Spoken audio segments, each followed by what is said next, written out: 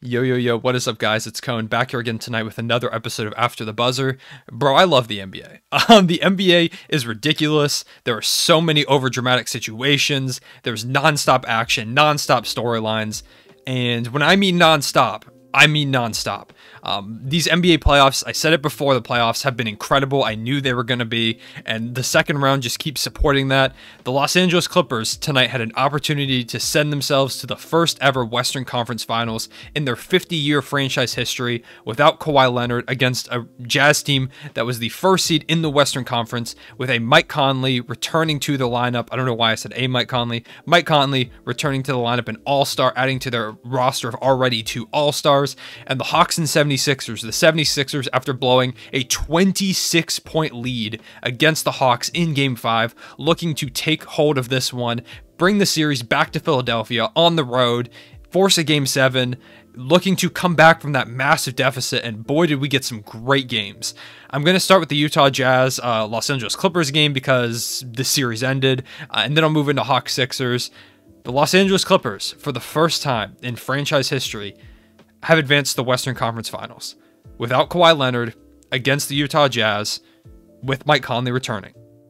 The Utah Jazz in this one had a 25-point lead.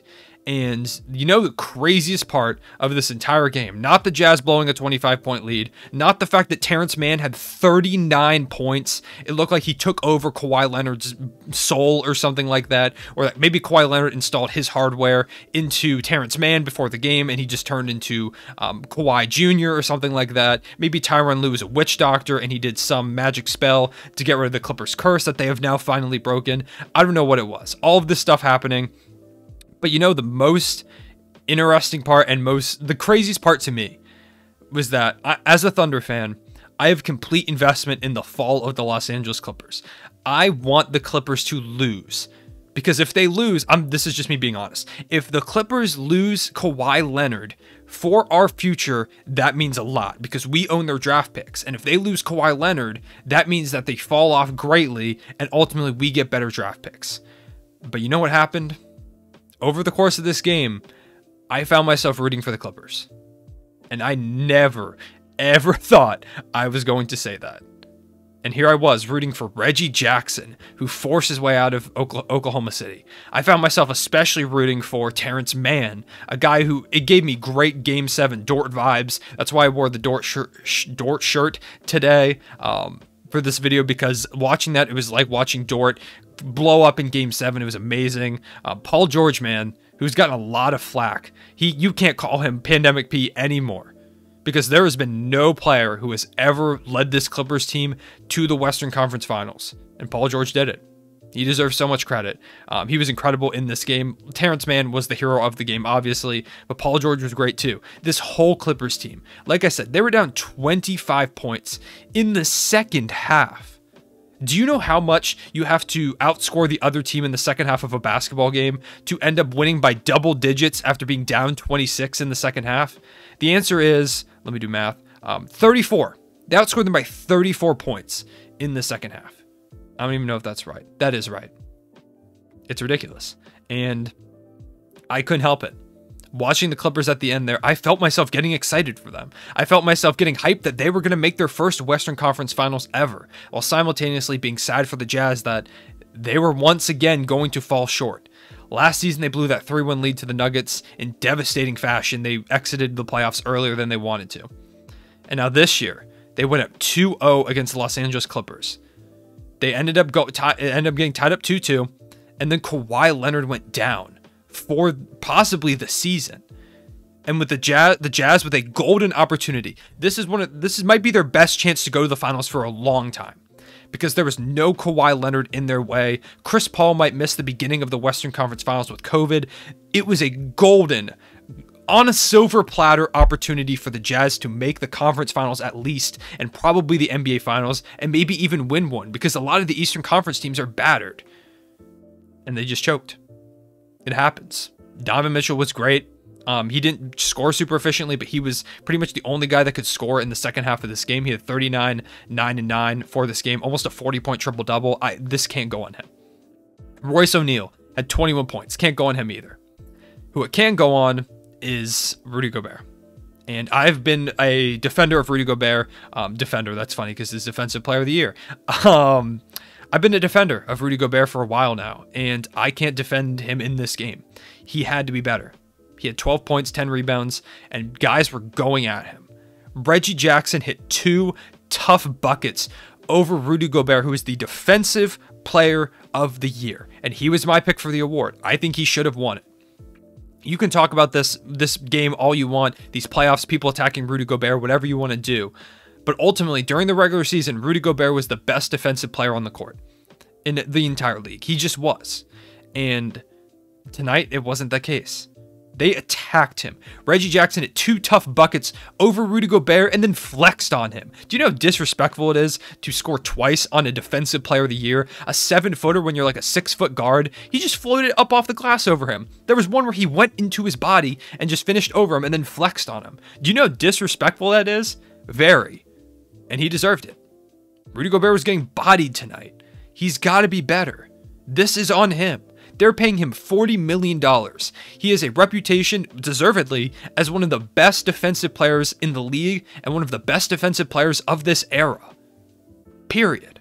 He's great. He's a great rim protector and a great paint defender. But tonight they needed him badly, and he just did not perform. He just wasn't very good. And it happens. It does.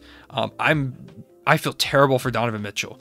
Mike Conley played in this game. He only played 26 minutes. He had 5 points, 2 rebounds, 3 assists. He clearly wasn't fully healthy yet. The only reason I think he came out here is because it was a closeout game, or it was a winner-go-home game for the Utah Jazz, so they needed him out there. So I understand why he came out there, and shout out to him for trying to play, but it was clear he wasn't healthy. Jordan Clarkson had 21 points. Most of those were in the first half. He didn't score a lot in the second half. Joe Ingles only had 5. Derek Favors had 2 points. They played Trent Forrest for a minute, which is cool. Bojan had 14 after a great performance earlier in the series. He just couldn't quite get it going tonight. They put up 119 points. It wasn't bad. The Clippers just couldn't miss. They couldn't stop them. The Clippers missed 1 corner 3 in the entire second half, I believe. I think they tied the record for most corner 3s in like a playoff game, or like they had like the best shooting percentage for corner 3s in like a playoff game with a certain number of attempts or whatever. They were unstoppable is all you need to know. They just could not miss. I've never seen anything like it. It just felt like it was destiny. Tonight, what date is it? It's June 19th, or 19th now that it's 101, so I guess the game started on June 18th. On June 18th, 2021, the Los Angeles Clippers were destined to break their curse. No Kawhi Leonard against the Utah Jazz, who have been a powerhouse all season. They beat them. And for the first time ever, the Los Angeles Clippers are heading to the Western Conference Finals. I can't believe I'm saying those words. Without Kawhi Leonard.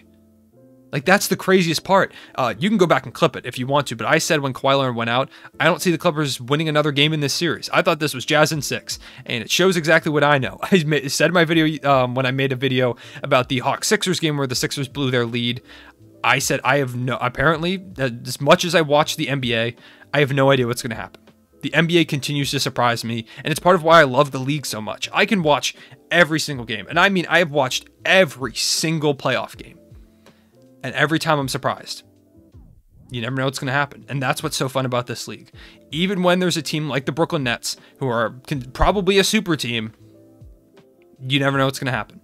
With the Golden State Warriors, with Kevin Durant, probably going to win the title, right?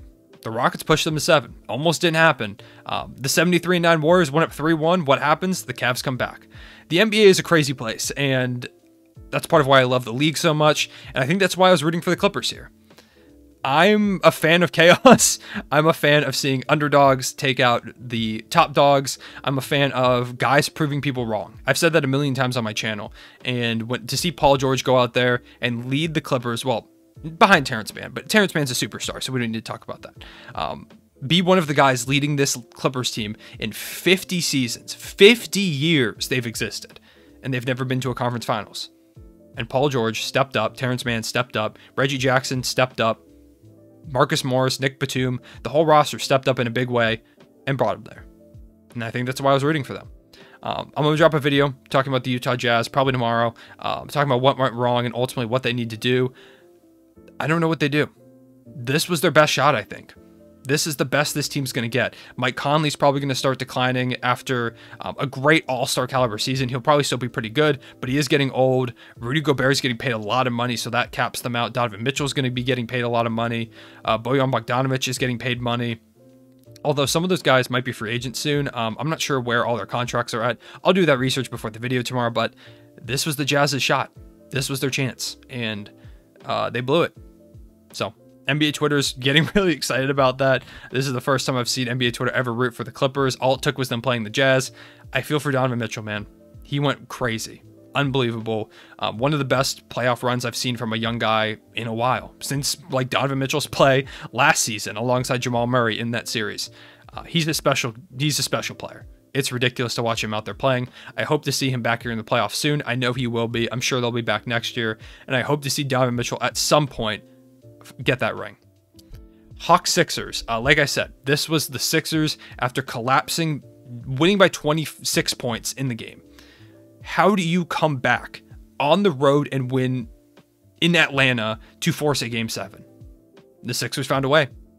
Game 7, Philly, Atlanta. I thought we were going to have 2 Game 7s after this game, and the Clippers were winning or losing by 22 points at halftime. I was like, hell yeah, we're going for 3 Game 7s. And then Terrence Mann had other plans, but this one is going to Game 7. I'm kind of trying to find a way to go to Game 7 of this. I don't think I'm going to be able to because tickets are way too expensive for a guy who does not make enough money from YouTube yet, but maybe I find a cheap ticket somehow and end up going. If I do end up going, I'll let y'all know on the channel, but I don't think I'm going to be able to make it. Unfortunate, but, you know, we move on. So in this game, it got really chippy towards the end. Joel Embiid, Trae Young, and John Collins all got tangled up. I'm not going to get too far into that. They gave them double techs, as referees do. But over the course of this game, Joel Embiid wasn't very good, especially for the start of it. He was better towards the end. It also wasn't a good game for really Ben Simmons. Their top 2 guys, the centerpieces of the process, didn't play very well tonight. Embiid did have 22, 13, and 1. Not a bad game. And Ben Simmons had some great moments towards the end of the game where he played some great defense in the fourth quarter. But his offensive struggles continued, and his free throw struggles continued. And all around, he was just outplayed by Tyrese Maxey, who was the hero of tonight's game. Tyrese Maxey played more minutes than Ben Simmons in this game. That should tell you where Ben Simmons has been at in this series. Tyrese Maxey was incredible. He hit a bunch of free throws at the end to ice the game. Same with Tobias Harris, who I have been praising a lot on this channel because I think he deserves it. He's playing up to his max contract finally. And last game, I said I was really disappointed in him because with all the praise I've been giving him, I expected him to come out and have a big game. And he didn't. He just flopped. He had probably his worst game of the season at the worst time possible. Thankfully, in a game that could have been worse if he had a bad game, because they would have gotten eliminated, he put up 24, 5, and 2. He was really good tonight. Seth Curry, once again, 24 points, coming up huge for this Sixers team. And it's crazy to say, in a game where, last game we saw Joel Embiid and Seth Curry, 2 guys really step up. This was kind of a team effort. 3 20-point per game scores between Tobias Harris, Joel Embiid, and Seth Curry. 16 points for Tyrese Maxey, the young guy. And this was a team win from a 76ers team that was super resilient. It is hard in professional sports when you get beat up like the Sixers did last game, when you fall apart, to get up, dust yourself off, and say, we've got to forget about it. We've got to move on. They managed to move on, and now they've got momentum heading into a Game 7 at Philly that I think is going to be electric. It's going to be so much fun. I'm excited that we've got 2 Game 7s out east. I'm excited for Bucks Nets Game 7 tomorrow, and then we get to follow it up with Sixers Hawks. I'll make videos about both of those games, obviously, since the series are ending, so be on the lookout for those. But I want to give the Sixers a shout out because it's tough when you lose that badly in that disappointing of a fashion to get yourself up, dust off, and say, we've got to win this one. As for the Hawks, another amazing Trae Young performance. 34 points, 5 rebounds, 12 assists. I tweeted this out earlier, and let me know what you think in the comment section below. Where does this Trae Young playoff debut run land in the history books? And I know that sounds kind of crazy to say, where does it land in NBA history, like overall NBA history, which spans like 70 years. I think it's 74 years exactly. I think next year's the 75th anniversary. But it's been ridiculous. He's averaging around 30 points per game. He's had multiple double-digit assist games. He's brought the 76ers to the brink. They nearly swept the Knicks. They probably could have swept that series. He's been amazing. it's been incredible to watch him play. And as someone who's not necessarily like a basketball historian, I'm only 21 years old, so I didn't live for most of the NBA. So this might be crazy to say, but this feels like one of the best playoff debuts we've ever seen with the way that he's playing, and it's incredible to watch. Kevin Huerter also had a great game with 17 and 11, 14 and 11 from Clint Capella, 16 from Gallinari. It was really just Lou Williams didn't really show up. They missed Bogdan Bogdanovic's production bad. He only played 29 minutes because he ended up going out with, I think it was a hamstring injury, if I recall correctly. I don't exactly remember the details, but he ended up being injured and did not return for the game. He didn't have a great game before he went out either, but ultimately, they need Bogdan to win this next game. Actually, I'm not even going to say that, because every time I say a team needs a player, they end up proving me wrong and don't need the player whatsoever. So I don't even know why I say that. They would like to have Bogdan Bogdanovic for the next game. He's a really good player. He's been having a great playoff so far, and this is going to be a good one. These teams don't like each other. Trae Young has turned into a supervillain, and if Trae Young ends up knocking the Sixers out on their home court, oh my God, it's going to be ridiculous. Or if the Sixers beat Trae Young and end his like super villain run, the crowd is going to go nuts. So either way, this is going to be a good one. I'm really excited about it. Like I said, I want to try and find a way to go. My brother at Ninja Bands on Twitter, go follow him if you don't. I'll put a link to his Twitter in the description below. He's a Philly fan, is going to the game, and I want to find a way to go, but tickets are really expensive, and he managed to get lucky and get a deal on one of them. So I'm not sure if I'm going to be able to go, but if I'm not, I'll just be right here for a After the Buzzer video anyway. So I appreciate you guys watching this video. Let me know what you thought about these games. What do you think about these two series in terms of Clippers Suns? Who do you have winning that one? Do you think Chris Paul, probably the best part of that is the narrative of Chris Paul is going to has a chance to get to his first ever NBA Finals. And to get there, he's got to go through the Los Angeles Clippers, who are looking to make it to their first ever NBA Finals. That's sick. That's awesome. Part of also why I love the NBA, because there are so many great storylines that it almost feels rigged. That's how good it is. But let me know who you have winning that series and in how many games. And in terms of Hawks Sixers, who do you have coming out on top in Game 7? What'd you think about this game? What'd you think about like the chippiness that there was at the end? Did you think like who was at fault there? Just let me know in the comment section below. I'm interested to hear it. I appreciate you guys watching. Good luck if you're a Hawks fan or a Sixers fan in this Game 7. I'm sure both of y'all would love to hear it. Same if you're a Bucks or Nets fan in that game tomorrow. I didn't make a video yesterday because I was really busy, and so I feel like I didn't get to watch the games enough. So be on the lookout for a video in the next 2 days going over those series, as well as talking about what went wrong for the Utah Jazz and what's next for them. Be on the lookout for all those videos. I appreciate all the support you guys have been giving me. It means a lot. I'll see you guys later.